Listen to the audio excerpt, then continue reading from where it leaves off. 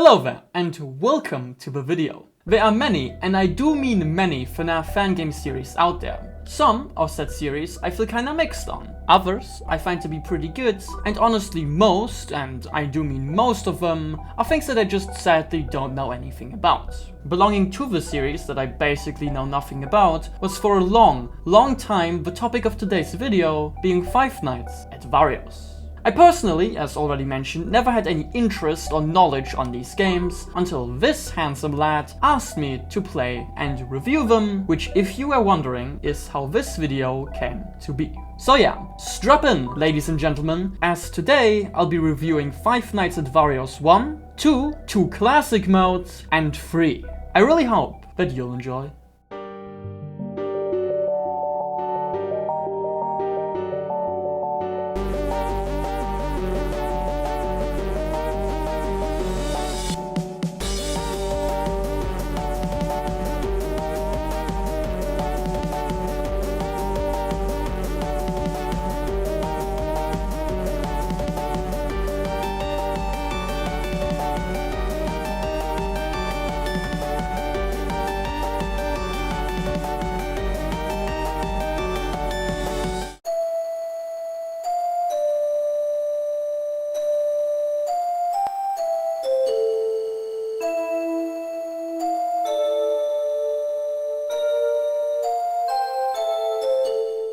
That should have been enough intro, so let's actually tackle the first of these games, being Five Nights at Warios. Now, whilst this review, no matter if we're covering this or any other fan game, will mostly be focused on gameplay, as that is just my specialty, I will, before getting to the coverage, first look at everything that isn't gameplay related.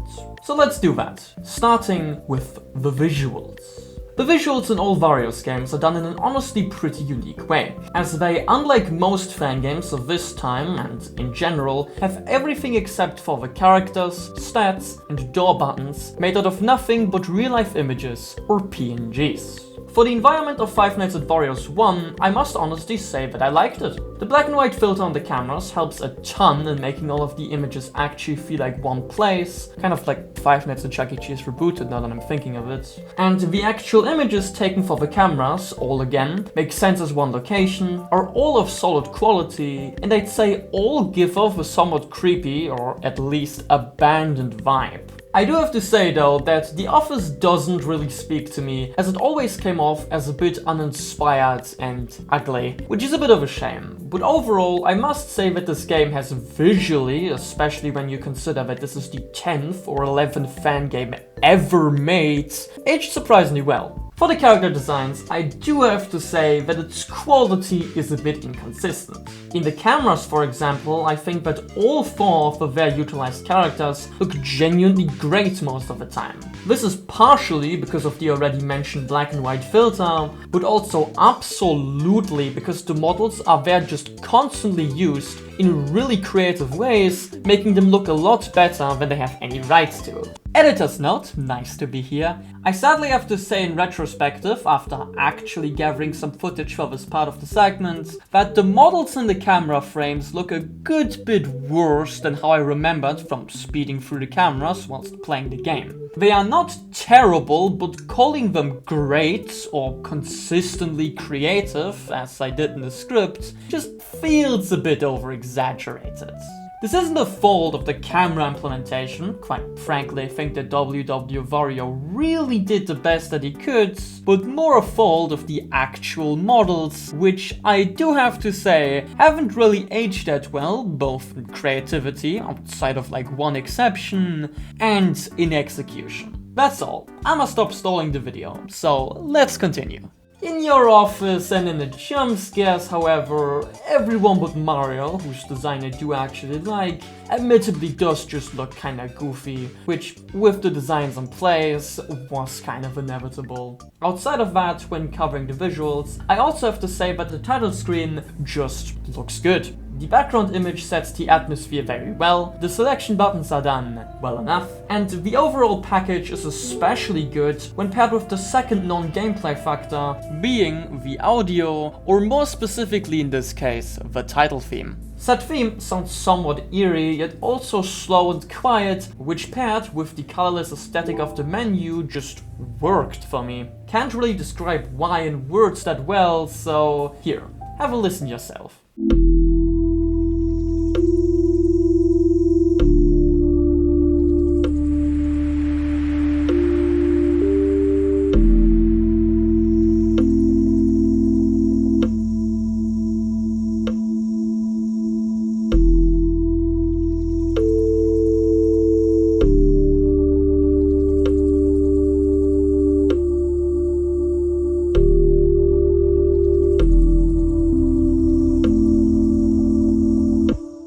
A very nice title theme. There's a reason why it's pretty iconic, and to my delight I have to say that most of the remaining audio stays of similar quality. Like for example with the Ambiance. Said Ambience is made out of a very solid, consistently playing noise that kinda sounds like a heavy wind blowing outside the factory.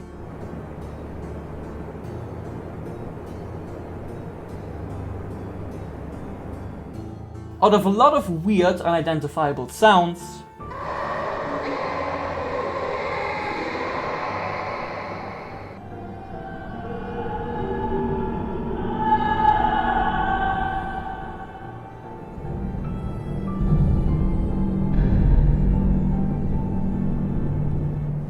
and out of sound cues for specific situations, like as an example for when Wario reaches your door,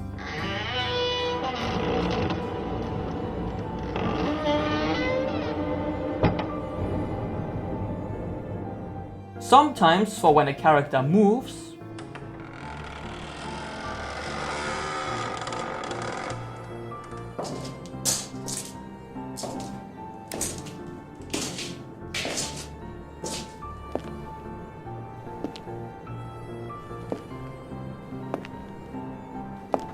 or for when Luigi is in his rare hanging position on the cameras.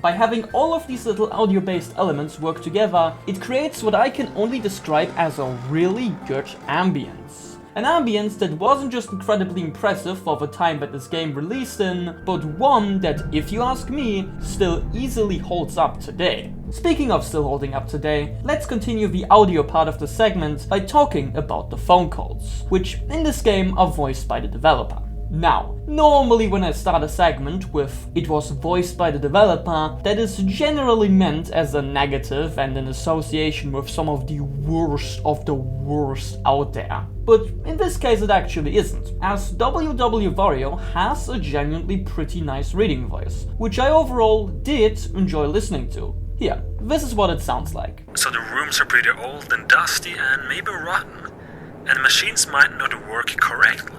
So that's why we need you to keep an eye on things to make sure that everything looks alright. Wouldn't say that it's perfect or that it's like on the Return to Bloody Nights levels of quality. The job of your dreams. But for what it is, it could certainly be worse. Definitely could be worse. But that's not here or there, so let's move on to the one thing I would say wasn't all that good when it comes to the audio in this game, being the sound design for the doors and your monitor. Both of these options suffer from having the audio be in pretty bad quality, as you can hear here.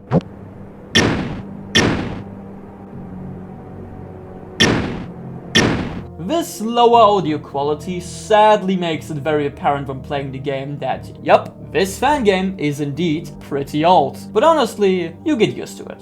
And that finally covers every little nook and cranny of the non-gameplay factors, except for the story, which, to make it more coherent, I'll do in its own category close to the end. So, after a lot more script than I could have anticipated, let's finally move on to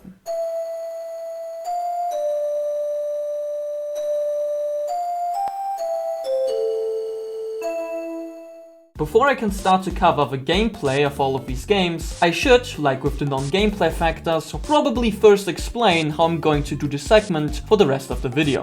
Basically, I'm going to first go over all of the basic mechanics and then go through the game night by night, whilst explaining the characters as they appear, the difficulty, and the strategies that I ended up using to win. After that, I'll do a segment on the max mode and then end it on a retrospective. That's enough brabbling, so let's start off with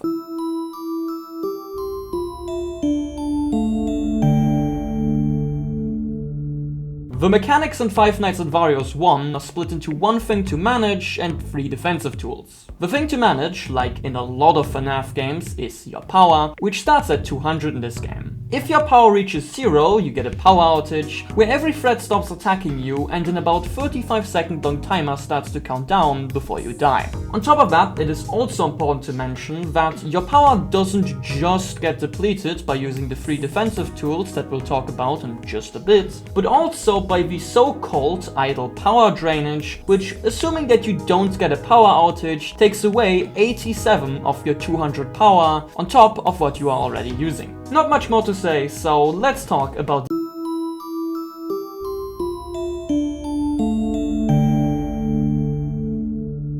like your cameras. Your cameras allow you to monitor the building through a set of 9 points. They are used to track the position of the attacking threats and will become one of the most important mechanics in the entire game. However, looking at the cameras adds a bar of usage, making the power deplete a good bit faster, which forces you to be careful with how much you end up looking at them. The reason that you use your cameras are the doors, which very simply just block off a side so that the threats from said side can't kill you. This, however, can obviously not be done forever, as closing a door will add a bar of usage per closed door. That leaves us with the only mechanic that got changed from 1.0 to 5.0 being the lights. The lights, as you'd expect, allow you to see if a threat is inside of one of your 2 entrances. In the original version of the game, using the lights would add a bar of usage whilst they were active. This usage, however, because you only need to check the lights for a very brief moment to know if someone is at your door, ended up being pretty much non-existent, which meant that the cameras were completely obsolete and that you could literally just check left light, check right light, and then repeat until a threat showed up. This, however, is thankfully not the case in 5.0 anymore, as using the lights there, no matter for how long, always takes away at least 2 power, meaning that you actually have to be pretty careful when using them.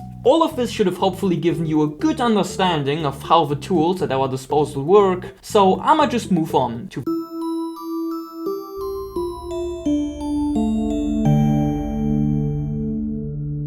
whilst I was originally going to just start off with night 1, I sadly have to talk about something else first. For context, you might remember when about 1.5 minutes ago I said this. This, however, can obviously not be done forever, as closing a door will add a bar of usage per closed door. What if I tell you that this statement here, which I assume to be completely harmless and undeniable when writing the script, actually is completely wrong? Sounds crazy, but let me explain. Wario, due to the combination of the game being really camera focused, cameras using the same amount of power as a closed door, and the threats getting really aggressive on later nights, was forced to make the power consumption per usage bar a lot lower than what you'd usually expect for a game like this.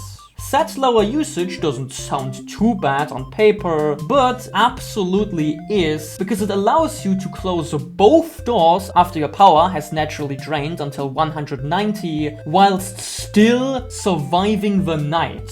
Even worse, because everyone still needs at least a bit of time before reaching you, this doesn't just work on all 6 regular nights, but also on the max modes. That's, by the way, also the reason why the mode is so low on the MML, just as a follow-up to my questionable placements video. Now, I could have just stopped the segment here and moved on, but there's no way that I'm going to ignore this game's surprisingly well thought out and complex inner mechanics because of a stupid 100% unintended exploit.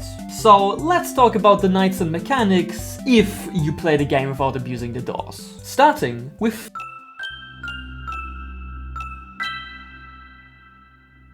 Night 1 introduces us to the first two characters, Wario and Waluigi. Both of them aren't too interesting in their basic mechanics, as they both just appear in your left hallway and force you to close the door. However, because this game is very camera-based, there is thankfully another dimension to the gameplay of these two, being the actual paths that they take to your office. So, who'd be better for demonstrating this than the mascot of the series, Wario? Wario starts off in camera 4. He will move between there, camera 3, camera 2, and then finally camera 1, which is outside of your office.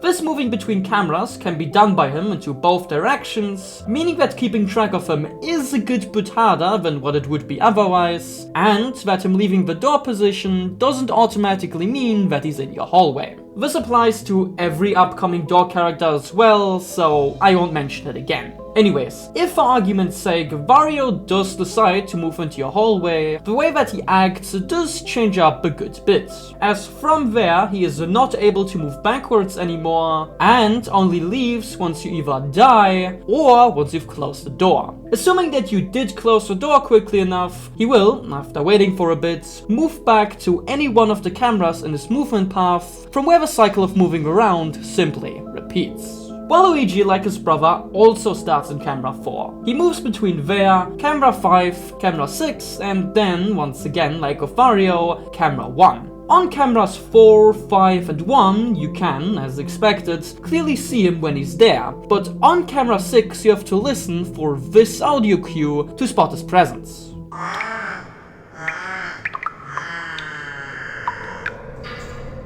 The rest of his attack, which happens at your door, doesn't need any extra mention though, as it works in the exact same way as it does for Wario. With all of that said, the actual Night 1, as per usual, is very easy to beat, because the only two characters that are active go to the same door and are both really slow.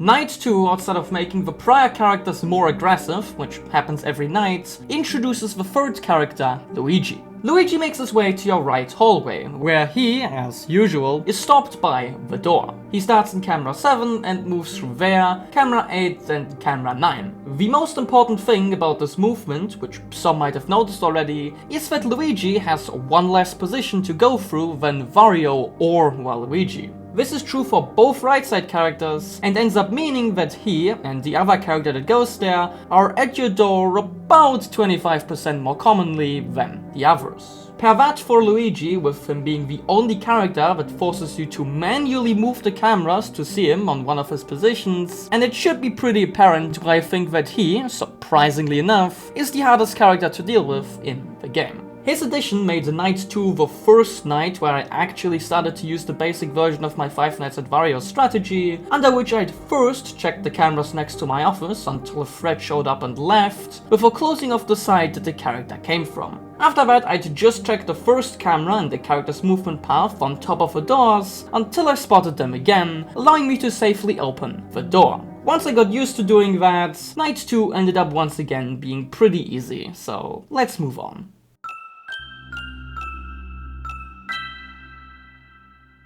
Nights 3 and 4 introduce the last two characters in Peach and Mario. Peach is the last door character and goes through camera 7, 5 and 9, meaning that she, like Luigi, has only 3 positions to go through. There's nothing else interesting about the way she works though, so let's move on to Mario. Mario slowly gets closer on your screen before appearing in your office. When he does that, you'd simply have to flip the monitor up, which makes him retreat.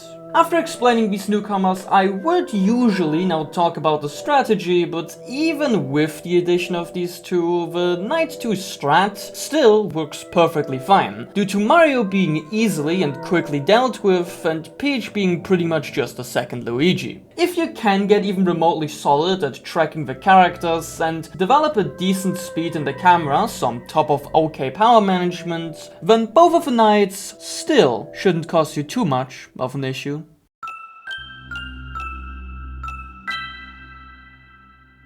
Night 5, due to every character being introduced, drastically ups the aggression of all threats. This makes it the first actually somewhat challenging night, as the extra speed of everyone makes tracking the state of your doors harder and your power much more strict. The Night 2 strategy still works just fine though, so there's sadly nothing else to say about the night.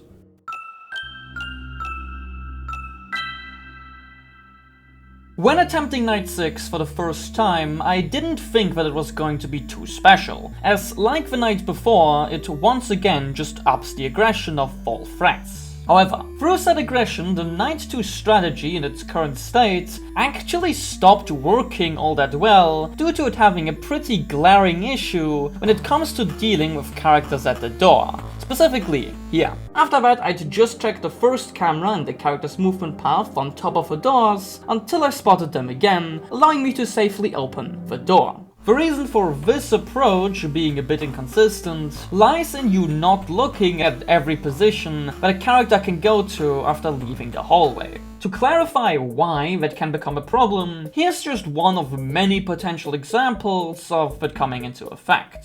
Imagine you're playing any night and you see, let's say, Wario in camera 4. You note down in your head that he's there, and see on the next camera check that he has left, meaning that he's most likely at your door. You close the attacked door and go back to checking the cameras next to your office, whilst also looking at camera 1 to make it more likely that you'll find Wario once he reappears. After doing this for a bit, Wario does decide to move away from your door, but instead of going to cameras 4 or 1, where you would be able to see him, decides to wander into camera 3 and moves from there to camera 2. Whilst in both of these cameras you can't tell whatsoever through your checks that he has left, which forces you to keep the door closed until he decides to move out of the two cameras. Situations similar to this can happen for all 4 door characters to some extent and lead to you using a good bit more power than you need to, which starting from night 6 just became too much for me to deal with and led to multiple times where I died trying to save power in places where I simply couldn't. Thankfully, you can however combat this problem in the strategy by checking more, or ideally all, of the cameras in the attacking character's movement path. Doing this does force you to be a good bit faster whilst moving through the cameras, but it's absolutely worth to learn, as it makes the night and what comes after it way more consistent to beat cheeseless.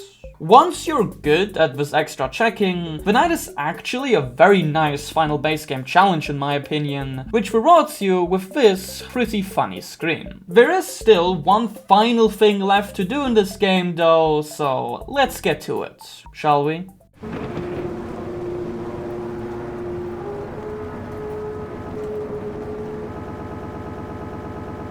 The max mode of Five Nights at Warios 1 once again bumps up the aggression of all the threats by a surprisingly high amount when compared to the previous nights. This higher aggression, as to be expected, forces you to be even faster whilst checking everyone's cameras, which for me at least led to a lot more times where I completely missed the character whilst looking for them. That alone, even when just happening a few times, obviously hinders your at this point very tight power management to a potentially deadly amount, especially when you miss a character moving to their first point, who after that decides to go backwards into the off-camera position. Editor's note, with the off-camera position, I'm referring to the state that a character is in before moving to their first actual spot. This exists in a lot of other fan games as well, and is only special in the Wario games because camera characters can return to it from their first position. That quirk is for the entire series, however, only actually important in this one instance here, which is why I'm only mentioning it now, so back to the segment.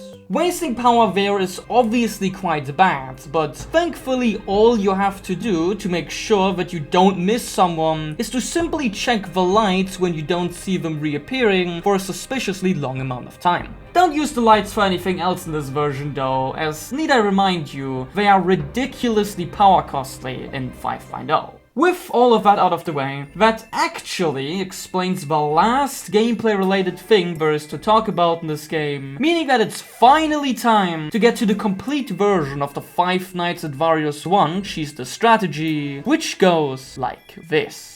First, rhythmically check both doors until you see that the threat has shown up and left, after which you close the attacked door. Then, on top of checking both doors, also start checking all cameras in the attacking threat's movement path. If after doing that for a few times you spot the character, simply open the door, unless someone else has already left the door position from that side, in which case you just start to check their set of cameras instead. Alternatively, if after doing a few checks the threat still hasn't shown up, open the door and check the lights to see if you've missed them reappear. No matter what happens, make sure that once possible you safely open the door, so that you, like before, have to only check the door camera on the affected sides, from where the entire process repeats. With the help of this now completely optimized strategy, and about 1 extra hour of playtime to acquire the necessary skill, it is time that I present to you the, in my opinion, third hardest of the 5 original Trilogy modes, being Five Nights at Warios 1 current patch 520, without abusing the doors.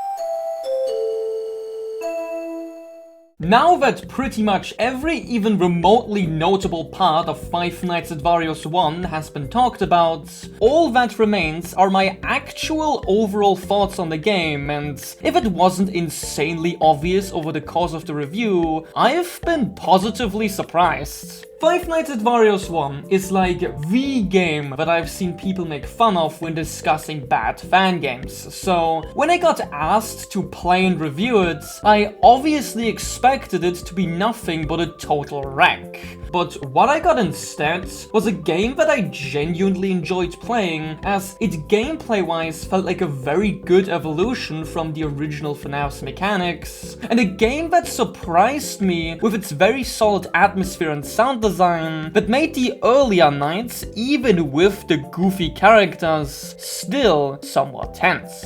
Don't get me wrong though, the game is neither perfect nor close to being so, as whilst the gameplay can be good, it can also be completely skipped by one of the dumbest exploits I have ever seen. The visuals, whilst in my opinion not being as bad as people say, do in hindsight absolutely look dated, and the character design ranges anywhere from okay to straight up bad. Overall though, when taking the good and bad into account, I'd overall rank Five Nights at Warios 1 around as a high C to low B tier fan game, or around a 6 out of 10, which for the first entry in the series, absolutely could be worse. That score only applies to the 5.0 version of the game though, as the change of gameplay that comes with the lights being reworked in the current patch is in my opinion the main selling point of the game, meaning that 1.0 and 2.0 are due to this more around a 3.5 to maybe 4 out of 10. And with that, we have reached the end of the video. I've had way more to talk about than I could have ever expected going into this project, so it's just insane seeing everything reach its conclusion. Warios 2 should hopefully be less of a time investment, but you really never know, so we'll see about that. I've stated everything that I wanted to bring across, so I guess it's once again time to end things off for the day.